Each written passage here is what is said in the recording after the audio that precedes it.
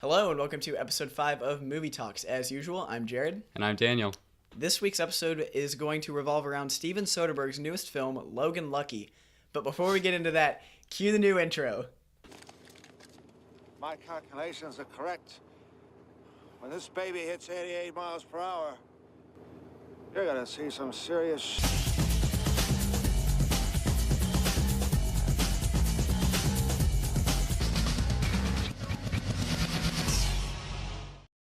All right. So before we jump into Logan Lucky, we're going to take a look back at Steven Soderbergh's previous filmography, which involves the Ocean's trilogy and Magic Mike.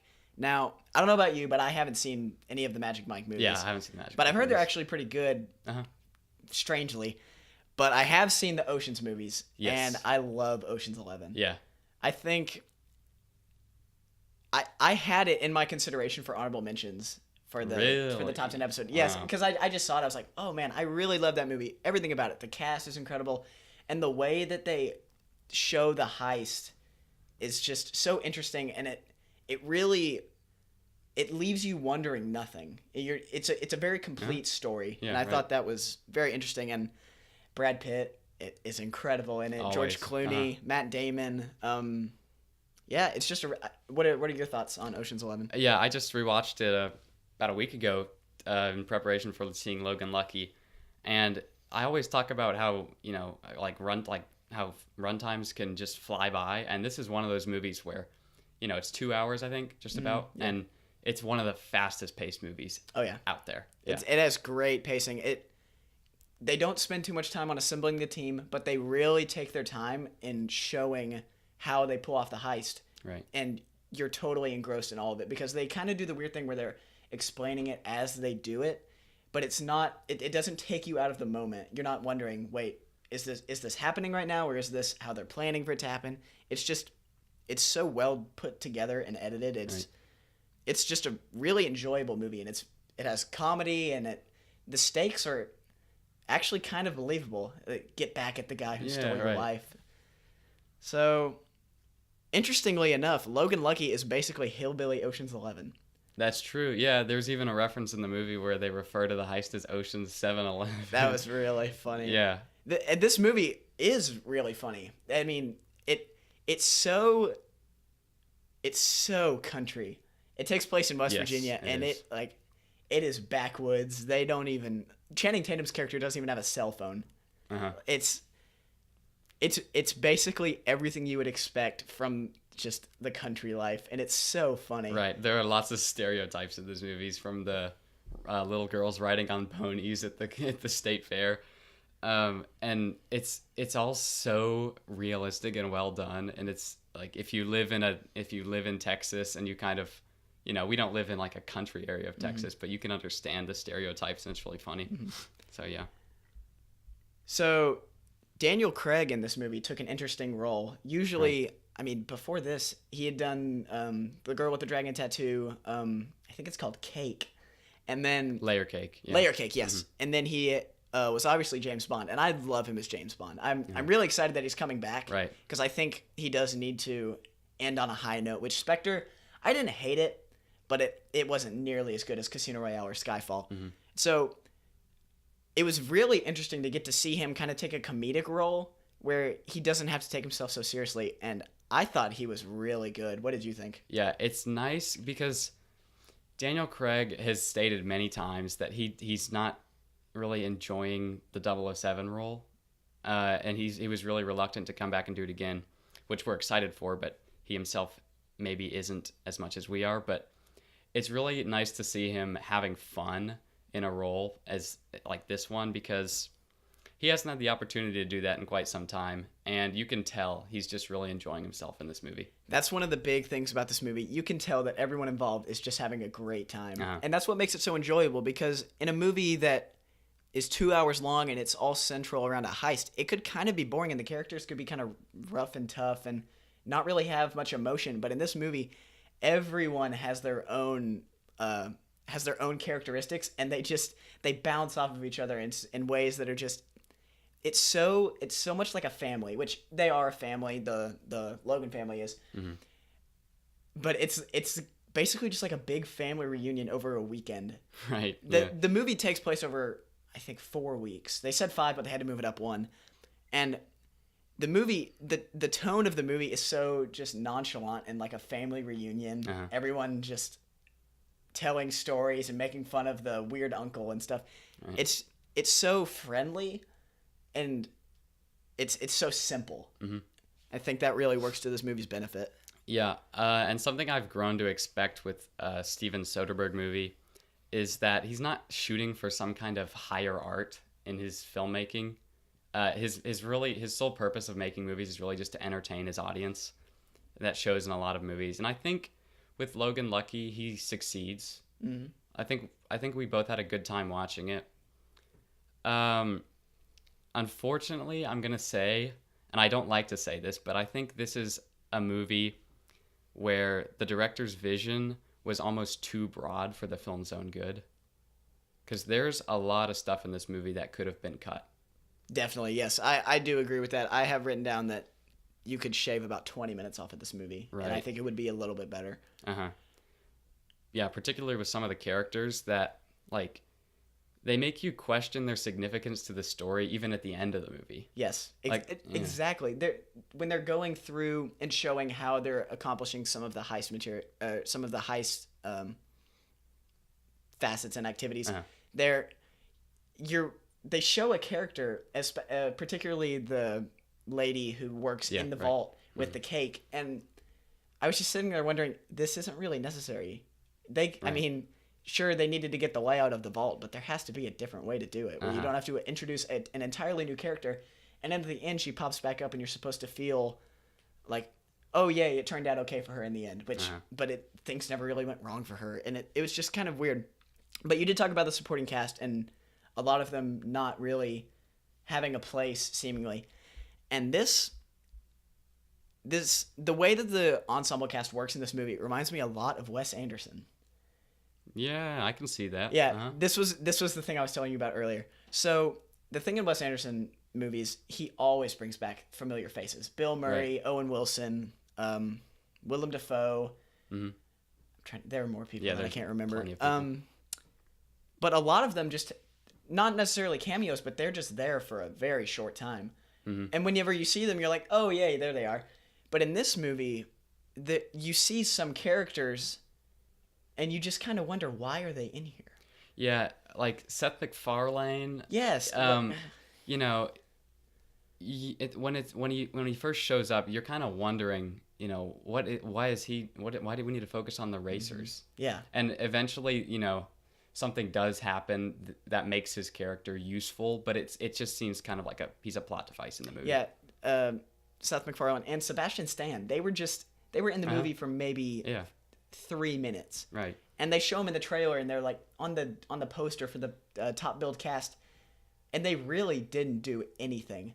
Really, they were only there for comedic purposes in the end when Seth MacFarlane's trying to nail the Logan brothers for for pulling off the heist, and the police detectives just don't believe him because his story is so outlandish, and it just doesn't make any sense. Yeah. But back to talking about Steven Soderbergh, even when there's issues like that in his movies, he has that stylistic flair as a director that makes his movies so entertaining to watch. Even like in the exhausted genre of heist films, you know, he's always putting original stuff in the plots of his movies that makes it exciting. Yeah. This movie is very unique in the way that it operates. I think this is the first movie I've seen that's full on hillbilly. Like, just we're gonna forget about being serious and we're just gonna show it as it is, and it's hilarious. The setting for the whole movie just totally plays into the tone. The bright colors, the yellows and the reds and the blues. It's all just so much fun, where you're along for the ride, and you, like you said with Soderbergh, he's making these movies just to entertain people. I'm sure he would love to win an Oscar, but who wouldn't? he's not releasing these movies in the winter at December and January trying to set them out as Oscar bait. He's just it's I saw a quote, it's like the perfect summer cocktail. I don't know if a perfect movie. But it's just a refreshing movie to see because you can just go forget about trying to see the deeper meaning and the themes hidden in the movie, and you can just enjoy it. And at the end, you're like, okay, I know what happened. That's a complete story, and I just had fun watching the movie. But I do have some issues with the story. Yeah, you just said how at the end, you know how everything happens now. But for a long time in the movie, it's not really at all concerned with explaining itself. No, the audience is kind of playing catch up the whole time until the end of it, which that can be a good thing and it can also be a bad thing. For one, it adds a level of excitement as to where the film is going next that can keep the audience engaged and excited. But when so much is happening before you can understand the significance of what's occurring, it can make the film seem rather directionless and meandering in its pace. Yeah, I definitely agree with that. Like we said, with some of the characters that are just thrown in there, they're not essential to the heist or to the plot, and you're just kind of, why are we here with them? We could cut this out, spend more time with the main characters, grow more attached to them and their motivations, and then we are more invested in the plot.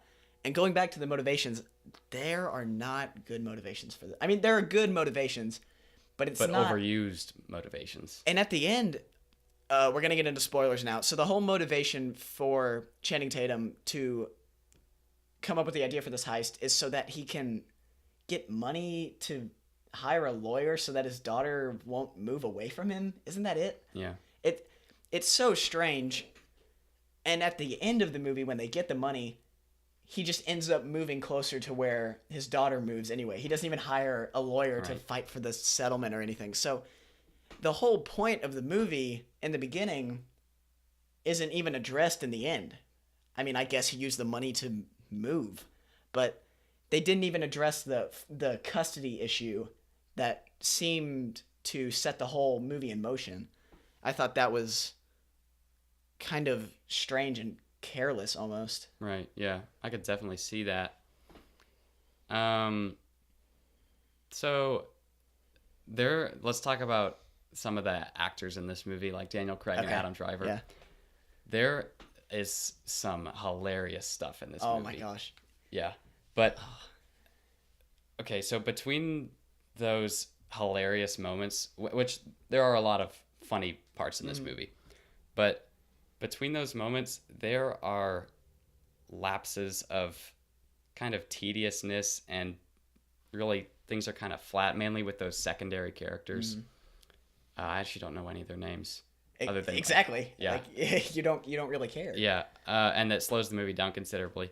But when Daniel Craig and Adam Driver are on screen, that is what I wanted the whole movie to be like. They had such a strange chemistry because they are two completely different actors. Right. Daniel Craig is serious and seductive and kind of brooding, and Adam Driver's I haven't seen much of his filmography outside of Star Wars, but he seems to kind of morph into whatever role he's given, and he is hilarious in this movie. Yeah, he is funny. He's so simple-minded. Whenever Joe Bang is sitting across from the Logan brothers in the prison. Yeah, and he's like, "You Logans must be as simple-minded as people say," and they're both just like, "Do people say that?"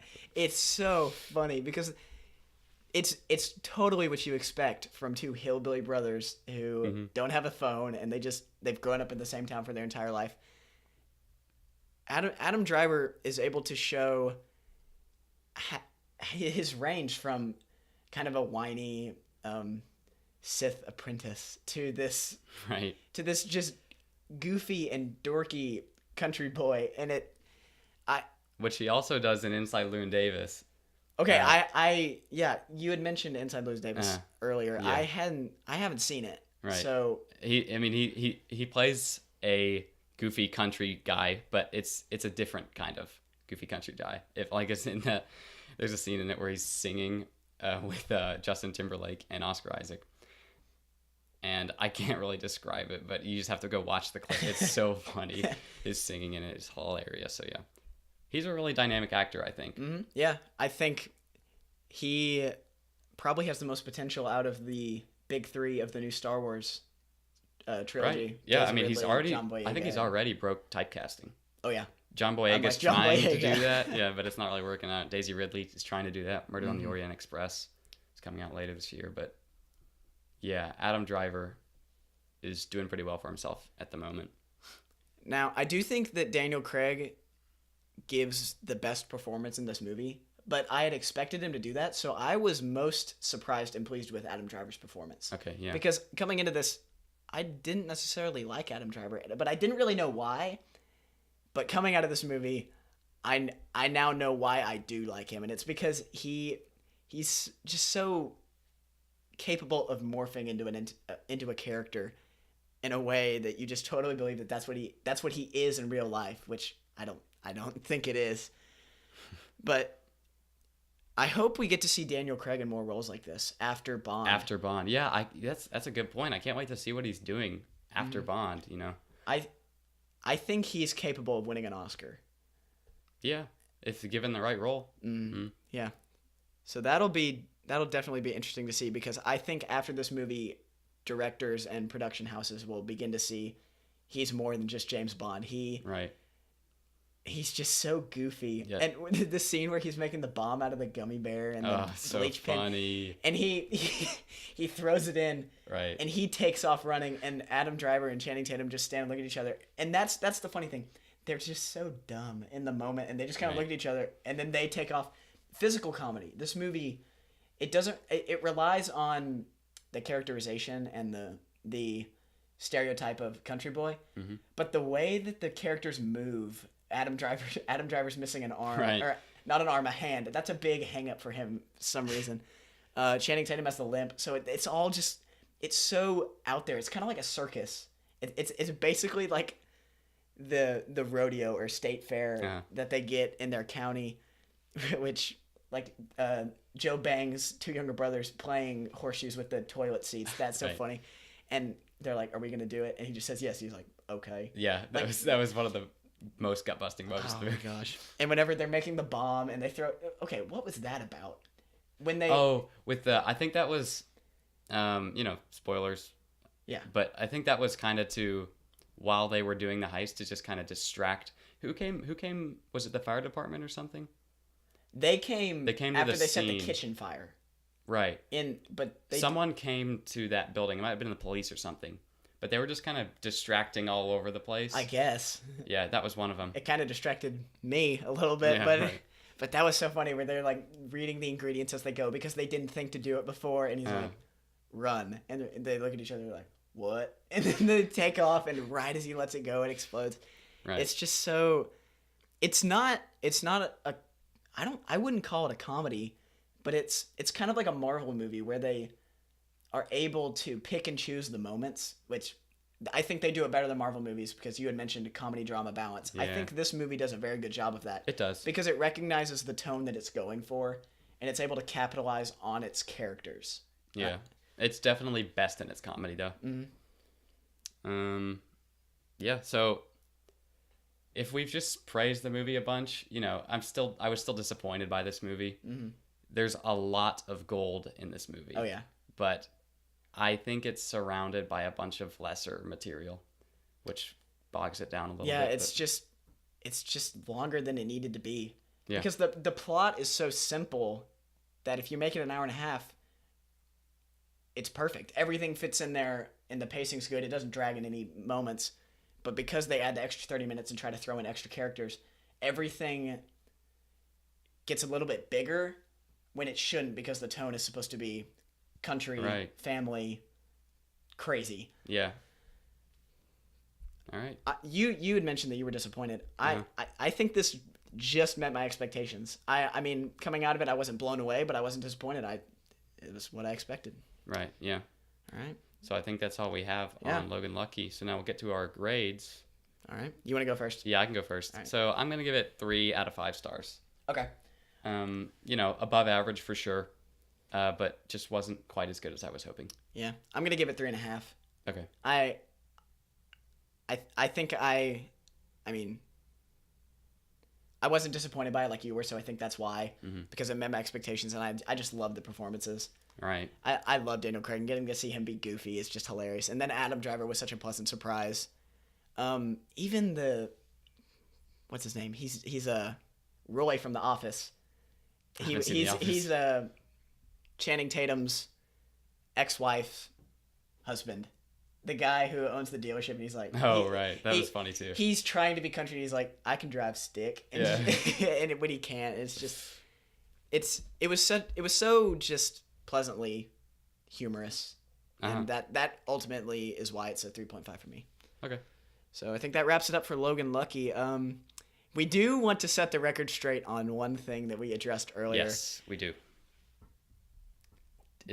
We're going back to Dunkirk. Yeah, we're going just real quickly. We had said that we liked this movie, or I said at least that I liked this movie, and I am going to say now that I do not. I had given it a 3. I think I'm going to drop it down to a 2.25.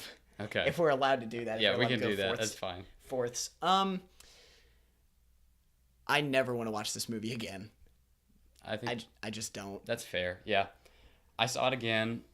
I gave it a 4 originally. That's definitely a little too high. I'm moving it down to a 3.5. It just doesn't hold up. Even in theaters. Like, I saw Interstellar 3 times in the theaters, I think. And it got better and better every single time. Of course, after it was out of theaters, it got worse and worse and worse. Oh, yeah. But this it's already getting worse on the second viewing. So, it's just going to go down from here.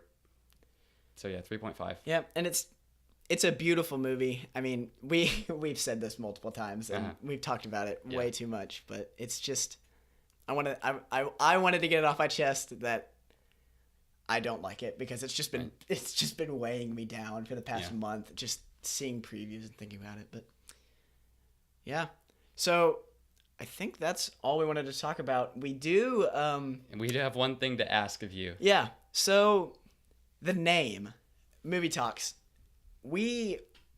Coming into this, we had no idea what we were going to call it. And jokingly, Daniel in the first episode said, Jared and Daniel's Movie Talks. And then someone had said, oh, just drop the Jared and Daniel, call it Movie Talks. And we were like, okay, short, simple, to the point. Let's keep it. I think we're looking for something a little bit more unique and personalized to us. Right. So we're throwing around ideas like Film Forum, and we're trying to think of things specific to a movie. If you guys have any ideas, reach out to us and let us know. We would love your feedback. Yeah, just throw it down in the comments if you're watching YouTube. Or reach out to us individually. We value your input, because we are making these for you guys and for us, because we just love talking about this. And so we want the effort put in the name to reflect the effort we put into this. Right. Because the name originally was just kind of thrown in there. We were like, okay, let's roll with it. But yeah, I think that is all we have for this episode. Short and sweet, unlike all of our other episodes. Yeah. So yeah, I think we might be reviewing it next week. Yeah, possibly. Which I'm not excited for, because I think it's going to be just terrifying. I think but it's gonna Daniel be doesn't. funny. I think it's going to be hilarious. So yeah, if I can muster up the strength to go see it, we might do that. But I think that does it for episode 5. As usual, I'm Jarrett. And I'm Daniel. And we will see you next time. Thanks for watching.